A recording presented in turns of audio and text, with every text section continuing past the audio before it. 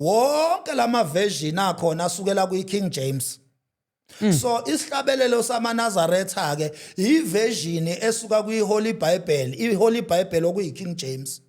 Cause yazi na usho kanjalo ngithola omunye umbuzi lapha futhi ngoba mina bengitshela ukuthi hayi kusho ukuthi amaKristu ahamba wodwa namaNazaretha ahamba wodwa kodwa amaNazaretha inkolo yethu abantu abamnyama. Lutho amaNazaretha amaKristu incwadi abayibiza ngesihlabelelo iBhayibheli le iHoly Book it's a version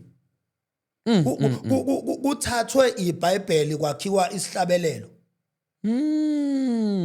Abuna kwambulela akambulelanga ubaba uIsaiah Shembe naye uIsaiah Shembe loyo wayekade umKristu wazi wabhabhadiswa ewumKristu. uIsaiah Shembe waye umKristu. Shitabo ababa bethu ngesikhathi kuphila uIsaiah Shembe yayingekho inkolo yamaNazaretha. uIsaiah Shembe waye umKristu. Umzalwane waye umKristu nje ewumzalwane ekhonza eMethodist Church wabhabhadiswa futhi kwi Christianity religion and then wayesehamba ke ngenxa ke yokukhuthalela kwakhe ngoba kwi Christianity kunalento yokukhuthala lento yokushisekela.